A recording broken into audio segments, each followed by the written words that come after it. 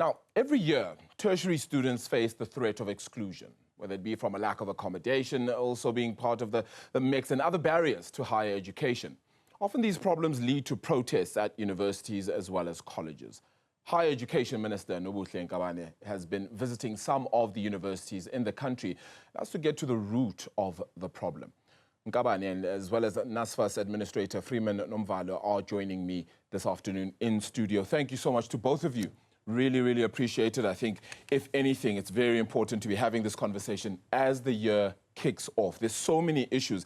And we're going to touch on the financial allowances, because I think that's going to be very important. But if I may start, Minister, we have a brewing situation that looks similar to Fees Must Fall. What is going on, and how exactly does the ministry deal with what is going on? Because the issues, of course, are many.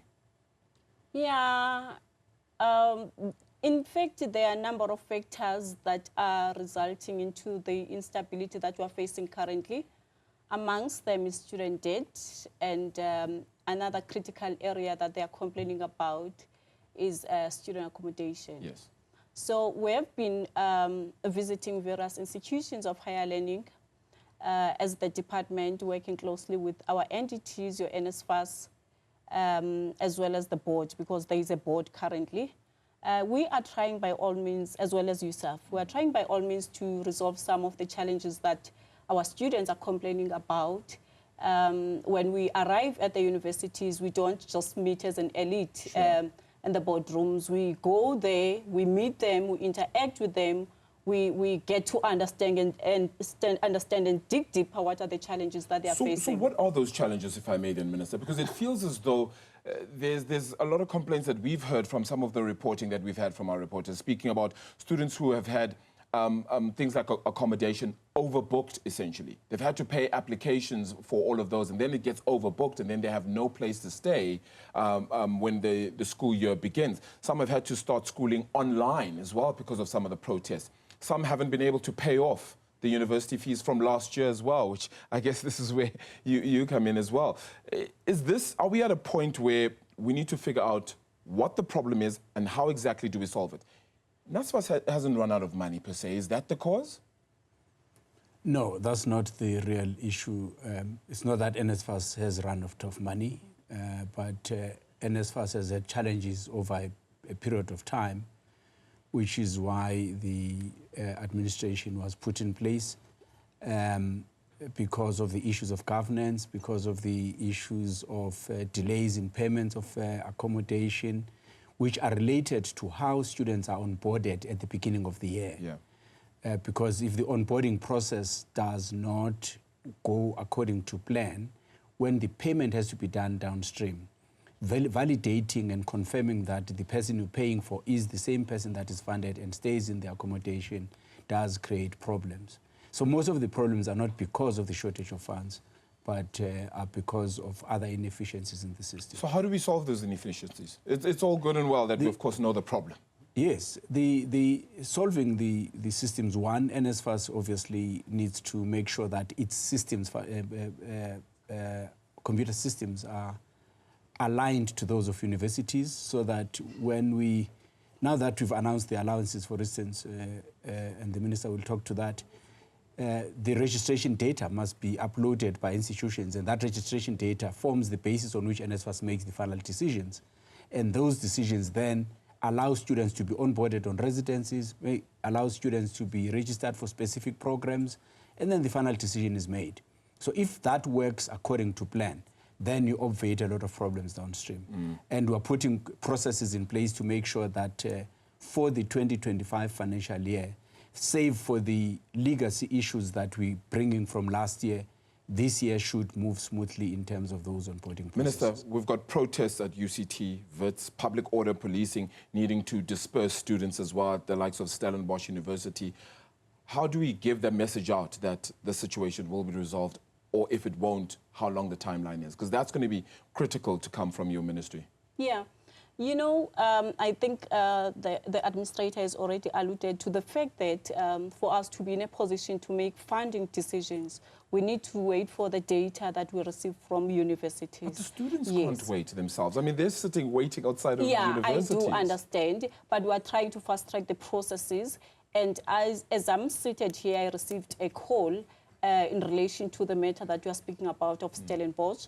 And we are sending the team because Dr. Gondo is responsible for the Western Cape. Sure. He's going to go then assess the situation and get to understand what are the issues so that we can as well respond timelessly, because we want to make sure that each and every frustration that our students are going through is then addressed. Can I hold you to a timeline of any sort? Because obviously the students themselves are saying we can't learn under these conditions. And if we fail to give them the kind of right environment for education, educating becomes difficult as well then. Yeah.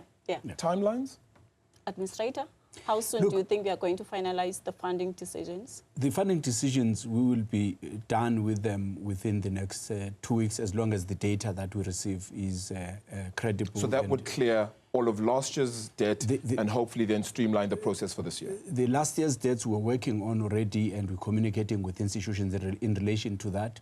We've sent lists of students that we know should be funded in relation to that to institutions, so that those students should be accommodated. But there will be students that may not qualify for one way or the other, that then fall into the appeals process. Again, on the appeals, the ones that we have already, the team has committed that those will be sorted and cleared by this coming Sunday. And one thing that the minister has insisted we do, in these visits, we go with a team of officials from NSFAS that addresses the issues on the spot.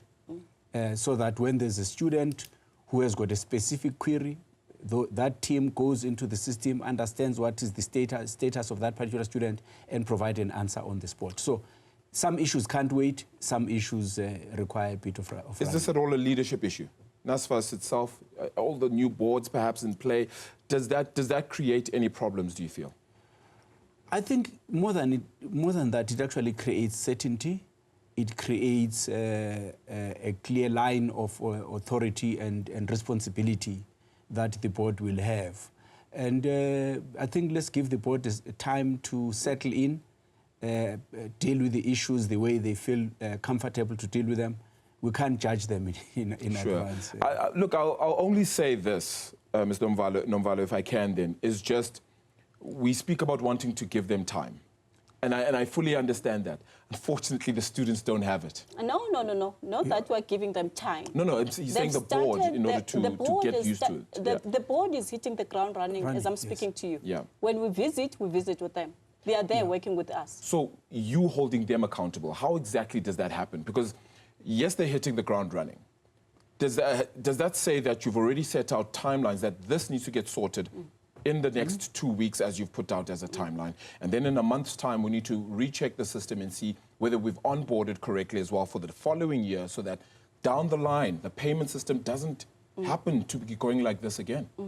Warabile, the minister has made it clear to us that most universities were closing the registration today. Others are closing next week, which is the extended time that they've given. So issues that affect those timelines must be executed within that time constraint. And then there will be issues of appeals that students are appealing the decisions that have been made. Again, in the past year, we had those lingering till the end of the year. Minister has again said expressly that by end of March, all of the appeals for this current year should be dealt with. Because students should have the time to study and not spend time agonizing over their plight. Let's talk about just allowances as well, which has obviously been an issue. Those haven't changed for a number of years now. How do we change that? Is that going to change? Yeah, we have actually analyzed the situation, and we've observed then that it's been 3 years where there were no adjustment as far as student allowances is concerned. So we have taken a decision to increase or to adjust student allowances with 4%. But there is an exception with TVET colleges we felt that there's been a huge gap between the allowances of university students compared to the allowances of TVET colleges. Whereas we are trying to make sure that even TVET colleges, they are attractive to our students, and because we believe that they are the centers that are going to drive transformation and to ensure that we produce skills that are needed in our economy. So what we've done with TVETs, we did not apply the 4%. Okay. In terms of living allowances, we have applied 46% increase. 46%? From 10,000 rands, now we're sitting at 14,600 rands for TVETs. Okay, that's a sizable increase, but I suppose in some ways some would say it just makes up for the last 3 or so years as well, right, which is an attempt to catch up. Yeah. Minister, I've been pressed to say that time is up, but I need to ask you about space in our universities. We don't have, I suppose, enough space for the number of people that are, number of students that are trying to get into our universities. We had record numbers of university entrants from high school into university, and we just don't have enough space. I know we're building 3 new universities, but how exactly do we get all these people into schools? Is it time to create a better infrastructure model for universities? Yeah, we think as much as we are trying to re-engineer our education system in the country, one, we need to promote TVET colleges and showcase what they can offer. Because students, they are not attracted to them. But then That's isn't that also the issue. job of private entities to say, well, even if you go to a TVET college, we actually accept that and we'd like you to be a part of our business, even so. Because the feeling is if I don't go, and this might be by few people, but if I don't go to a university, I will struggle to find the kind of job I really want. Do you know and what we need we are to send doing? the right message. Through our Human Resource Development Council, we have decided to integrate with the industry on the skills that we produce. We're mapping the skills, we're doing the mapping of the skills, and also we have actually developed a reconceptualized human resource development strategy to respond to that crisis that you are talking about. We believe we're on the right track and we are going to turn around the situation in our post-school education. I'm going to hold you to account for this myself then. I'm going to call you back here if possible, and please join us and let's have discussion again. We are going to invite you to come and join our Human Resource Development Council Summit that is going to take place in March. Why not? Because the significance and importance of this goes very deep. Yeah. Babu Nomvalo, your work is also set out. A cutthroat. We're going to look in the next 2 weeks, and then by March, we're going to have another conversation at the very least to hopefully get an inspection on all of this. Thank you so much for your time to both of you. Thank you. Really appreciate it. We know you're very busy, so we appreciate the time. Higher Education Minister Nobuhle Nkabane, as well as the NSFAS Administrator there, Freeman Nomvalo.